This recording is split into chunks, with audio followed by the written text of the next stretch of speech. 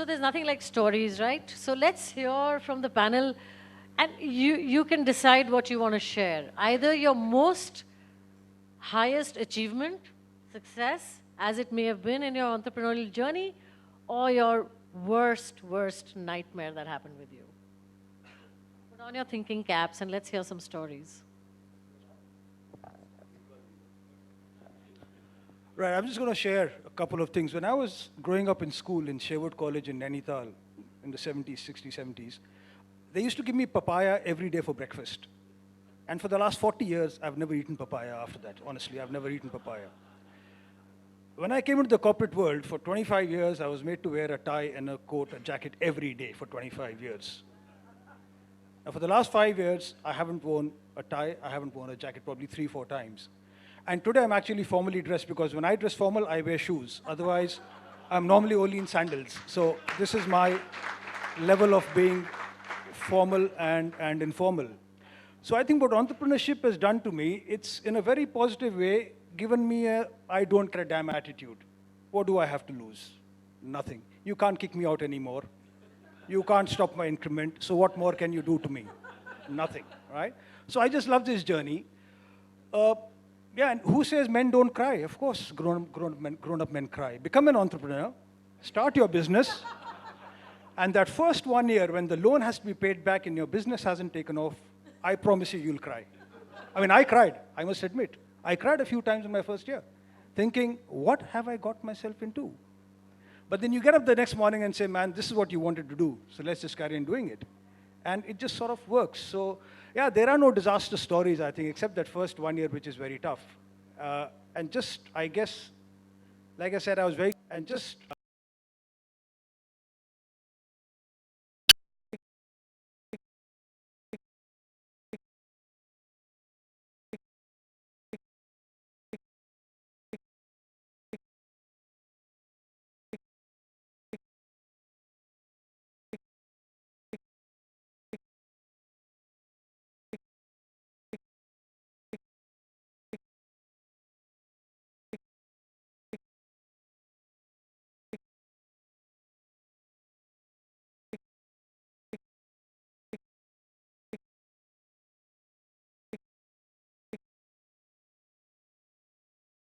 to be appointed Chief Innovation Officer.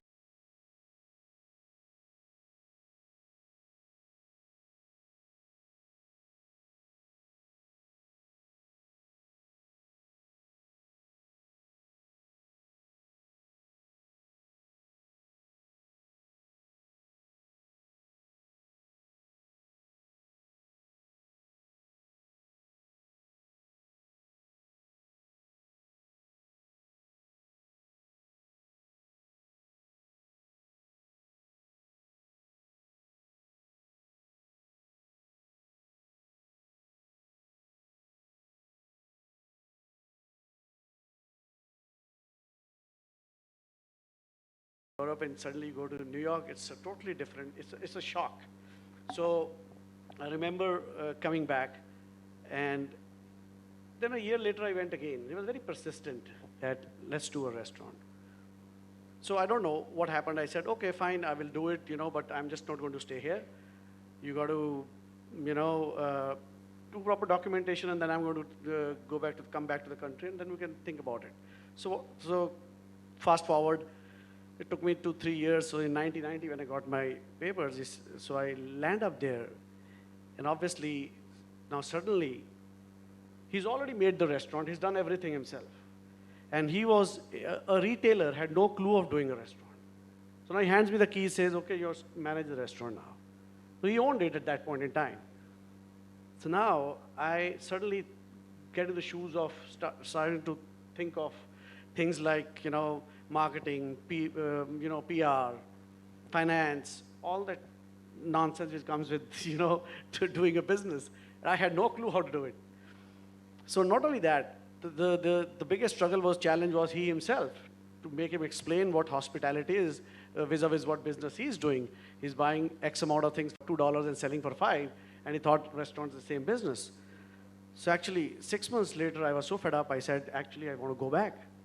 He said, if you're going to go back, then who's going to run the business? I said, I don't know. Find someone and I'm going to go back. So anyway, we made a deal where I bought the restaurant from him. And that was the start of the journey. But I remember the first 1 year was so miserable, so tough, because I did not understand the market. I did not understand what actually having your own business means.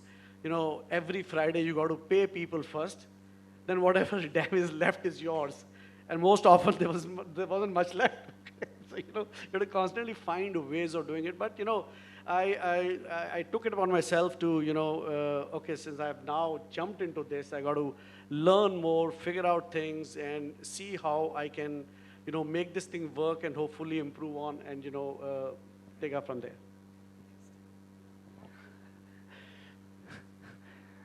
Oh,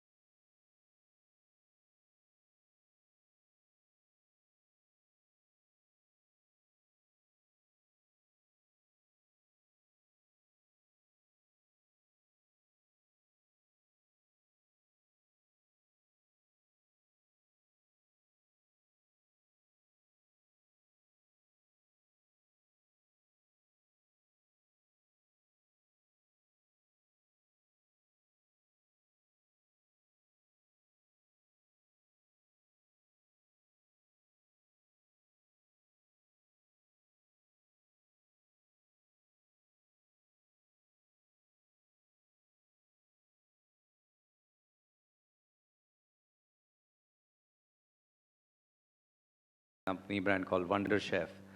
And the way I thought that we will sell that, I said, now we'll not just sell it in a simple way. We'll complicate it a little bit. We will teach people how to cook. And we will embed our products in that teaching. So we actually started to teach women that we will empower them and we'll create small businesses for them so that they can earn. So we only would teach them how to cook some recipes, embed our products. And today we have about close to about 180,000, close to about 2 lakh such women entrepreneurs all across about 600 cities who sell our products. So that's something which gives you that big high that, wow, you've been able to achieve this. And yes, to sign to the first 100 women, it's, and I can tell you, we have started something 2 months ago, and there our dream is 1 million women.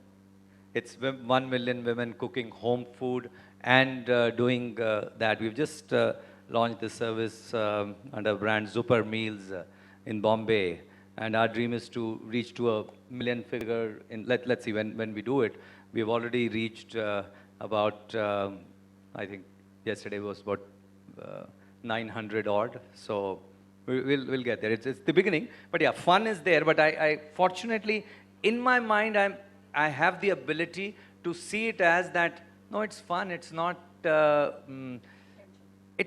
challenge. It's learning. That's what it is. It's not. I don't want to celebrate failure and create more negativity, because the power comes from the positivity. When you see that, when you celebrate success, you get that power, you get that belief, and that belief gets you going. Because I think motivation